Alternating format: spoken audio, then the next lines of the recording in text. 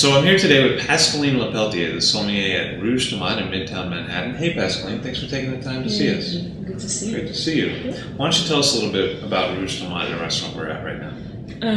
Yes, so we are in Rouge Tomate in New York City. It's the second location of Rouge Tomate. The first restaurant that we have is in Brussels, and we opened this place 2 years ago with the same concept as the one we have in Brussels, working with local seasonal products to make healthy food, which is also extremely tasty, which is the ambition of the place. We have one-star Michelin restaurant in this restaurant since 2 years. Oh, congratulations. Thank you.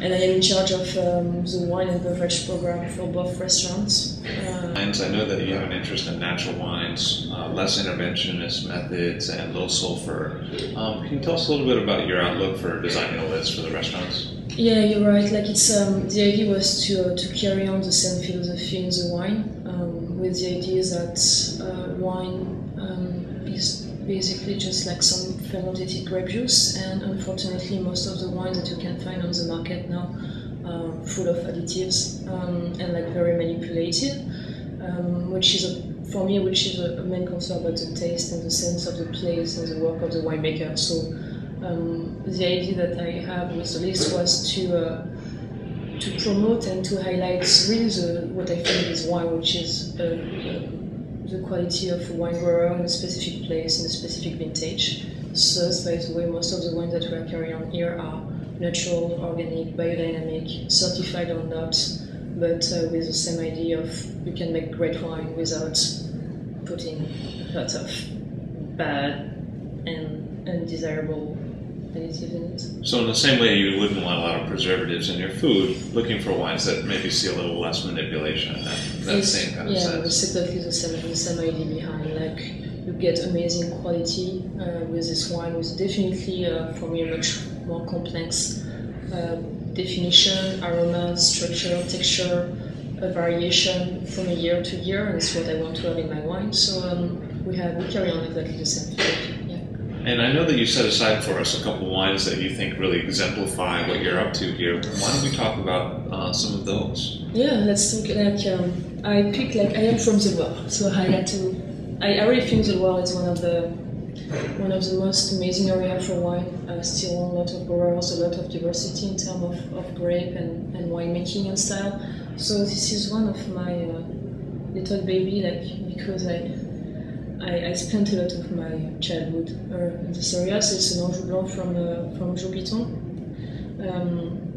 This very specific wine is called Coteau des Trailles. Joe replanted this parcel, which has been like wrapped out for years and years, and after a couple of years of work, he managed to buy the land. So it's a very schisty parcel, extremely steep, with a high density plantation, 100% Chenin Blanc with method selection. Worked and farmed in biodynamic. This is still young wine, but it's only for me one of the best definition of Chenin or cheese that you can find. I haven't tried that one yet. I'll have to come back and check it out.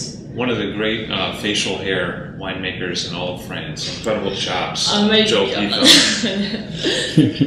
Should we talk about maybe this one? Yeah. Another great producer. Yeah, it's what I try to promote here is that you can find amazing wine from less known appellation, and I think you can really have a great pleasure without spending an insane amount of money. This is a Pinot Noir from the Jura, from Jean-François Ganva, so in the South Jura, 2008. I think one of the most beautiful expression of Pinot Noir.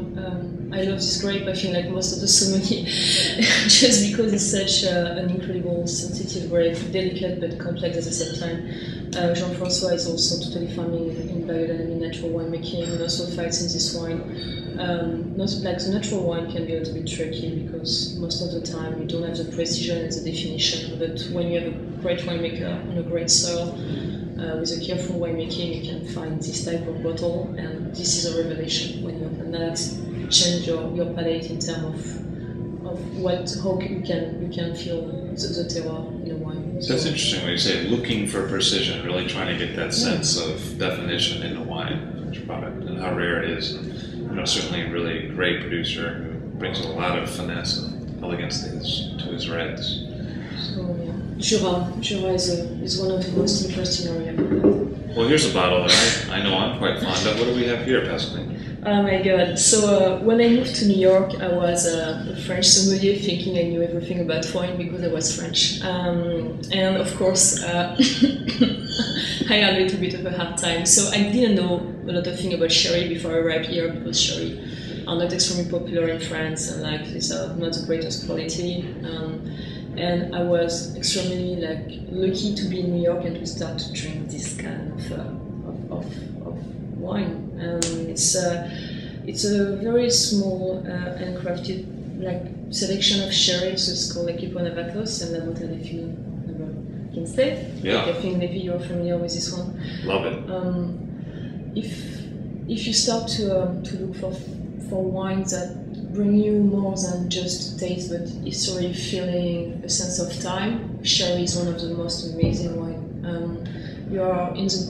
For me, you're in the world between the wine, almost like moving slightly to the spirits. You have such a complexity, a definition. Like it's a new experience for your palate. So Equipo Navacos buys this special bottling where you try to pick the best sherries I can find in a very small edition, and each time for me it's a new approach of one of the most unknown and great wines in the world, which is sherry. Yeah, really great. Tremendous project from the south of Spain. So you talked a little bit about some of the differences between working in France and working in New York. What are some of the things that really stand out for you that are different between what's going on in Paris and what's going on in Manhattan? I would say that when you arrive in Manhattan, it's like being in a candy shop. Like in Paris, we are extremely lucky because we have a lot of tradition, we have access to a lot of great bottles of French wine, but unfortunately it's very limited, like France, and there is very few of something else.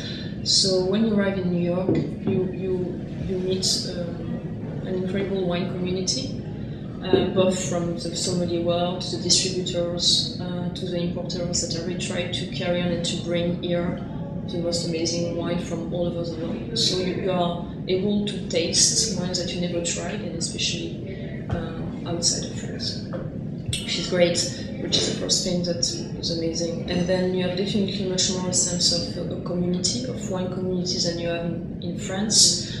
You have a solidarity, you can really exchange with your colleague, you can meet a lot of sommeliers, you can keep on building tasting group. You can really build projects around something that you like, and it's still extremely complicated, I think, in Paris and in France because there is not that many sommelier positions, so you don't have that many opportunities in terms of job. You have much more concurrence, and it's definitely less open-minded. So New York is a dream for a winery. Well, it sounds like it's worked out for both you and New York then, because I know that you're one of the most popular sommeliers on the scene right now. In terms of a lot of people are very excited about what you're doing. What are some of the things that have been important to you that you've been able to achieve at your time here at Rouge? What are some of the changes or things that you're especially proud of? I would say it's go in maybe two directions. First was I took over the list a little bit scared of working in New York, in Upper East Side, sure, in this huge restaurant, and believing that it was not really possible to work with smaller producer or unknown great variety or smaller area of the world. And after 2 years, I'm very happy that the list is growing in that direction. So a true respect for the classic, the vintages, the traditional wine from the greatest area of the world, like Burgundy, Bordeaux, Italy, Nebbiolo, and stuff like that. But also to bring great wine that made by really growers from all over at least France, and I'm bringing from other area.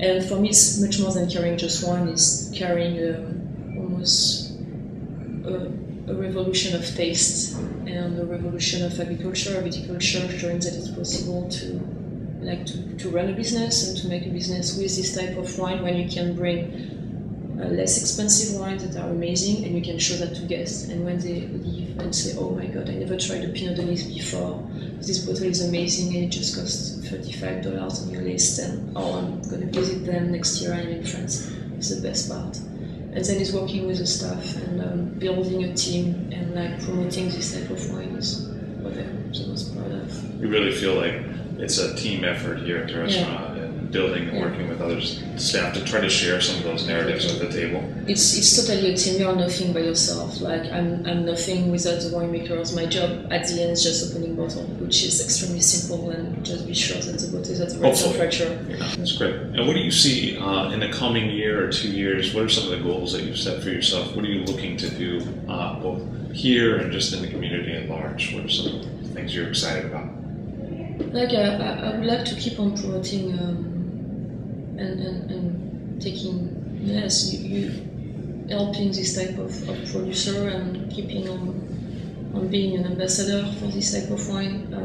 So you really see yourself as an advocate of small growers? Small growers of and high quality small growers winemaker. I have the chance to have a voice now in one of the most amazing cities for wine, and these people which are working every day on their vineyard, deliberately choosing the type of winemaking which is without using chemicals, pesticides, fertilizer, going back to something much more respectful, making great things. Like I'm very lucky to be here, and I want to use this luck to help them. That's what I want to do next. This is one of like the thing I really want to have and drink every day, like to have people discover and my guests discover. It's a wine from Touraine. Touraine is kind of super rich appellation from the Loire Valley, where you find a lot of things, but you'll also find little gems like this winery called Rouge. They're in the Cher. They're making different type of wine from indigenous grape of the Touraine area, so Sauvignon Blanc, Pinot de Nice, a little bit of Gamay, which is the case here. And they're just like growing this grape on 18 hectares and making extremely drinkable, fruit-driven but mineral at the same time wine with no additives at all, small manipulation, and this wine is just absolutely delightful for not a lot of money. I really think this is something that I also want to do here in this restaurant, is to keep the wine affordable. So value is very important. Values are important to me. Value and also margin. Let's say, like, if you want to speak a little bit more about that, I really think that I don't think it's very difficult to build a wine list with 10,000 references, with great score pointed wine, with vintages and vertical of Petrus or DRC. I think if you have money, everybody can do that. I think the challenge is to find in every ranges of price from 25 to 100, 200, 300 and so on. Great value for the guests. This is really a job of a sommelier, and to bring this bottle at the right person at the right time. So we try here not to overmark the wine. If I find a good deal, I want the guests also to enjoy this good deal. I think it's very fair because they are supporting us, and I'm very lucky to have a direction which is helping me in this way. In terms of food pairing, what do you find are some of your guiding principles? What are you looking to do when you put a bottle of wine next to a table that's having a certain dish? What are you thinking about? I always think first about, of course, the taste of the guest. Like even though you want to do the best pairing, if the guest doesn't like white wine, I'm not sure I'm going to come and see him in 2 seconds. But the taste of the guest, and then the structure of the wine and structure of the dish is extremely important for me, much more than aromas. So I'm going to focus about the texture, the cooking, the way the dish is combined, and then I'm going to try to work on the structure of my wine, especially acidity, alcohol, and bitterness are extremely important in the pairing. So the pairing is more about texture than actual flavors? I will say flavors are important, but a little bit secondary. Mm-hmm. I would go first with really match that, because if you have the best combination of flavors, but one is extremely weak and like very light, and on the other hand you have a very intense, earthy, strong dish, the wine is going to disappear. Sure. So you really need to manage that. So I will go first structure, and then I will play with my aromas. Well, thanks Pascaline for taking the time to talk with us. It was a pleasure to hear more about your program, and I wish you the best in the coming year. Thanks a lot. Thank you.